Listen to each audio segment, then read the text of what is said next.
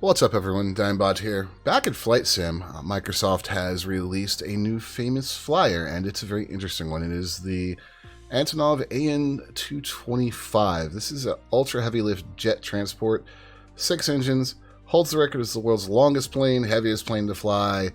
It's got so many that the first time it flew, it set 110 world records at once, which is actually a record in and of itself.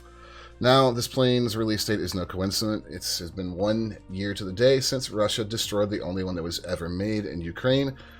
For some reason, this plane has a hangar view in Flight Sim. It doesn't really fit, so I've chosen to go with the world map view. You can see it comes with a variety of liveries. There's a Microsoft Flight Sim Club, blue and green, a plain white one.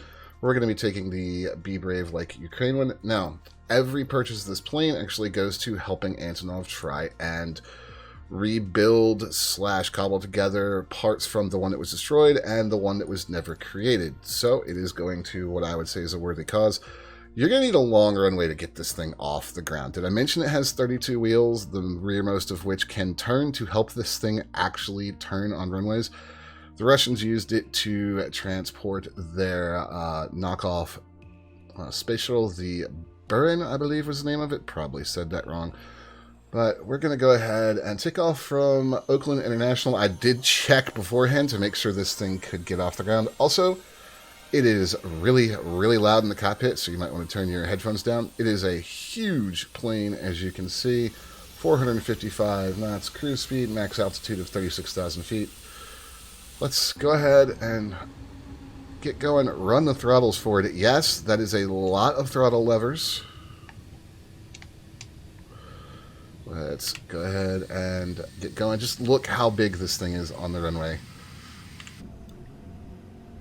Take the brakes off and let's go. This was created by Microsoft in cooperation with AnyCreates. That's why this little thing over here might look a little familiar. And you can see Oakland out there to the right, the airport. This is a ponderous plane. Don't expect to be getting off the ground very quickly. Full flaps in this thing down to 33 degrees. Approaching 130 here, and we should be able to get her off the ground.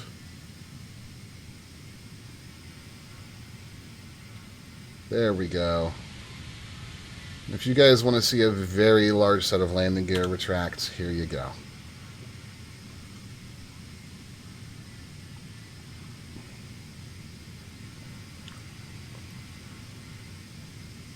Yes, it does have double nose gear. You are seeing that right.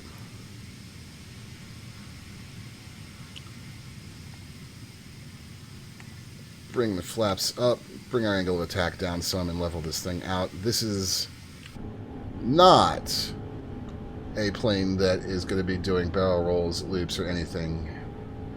This is a slow, big transport plane. It is incredible that they got it into the sim at all. Does handle a little bit better than the Spruce Goose, but I mean, that thing never really flew in real life, whereas this thing has, and has a ton of world records for it.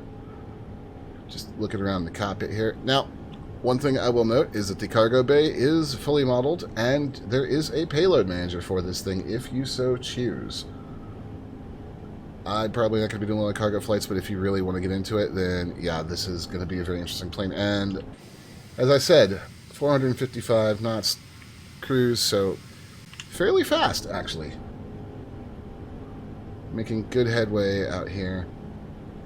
You can see the Golden Gate Bridge out there in the distance. This is certainly one of the more interesting things they put in the sim, guys, but I think that if you have any interest in aviation history or just want to stick it to Putin and Russia, this would be a worthwhile purchase for you. So I'm sure that dude over there in that airliner is wondering exactly what the heck is taking off from Oakland.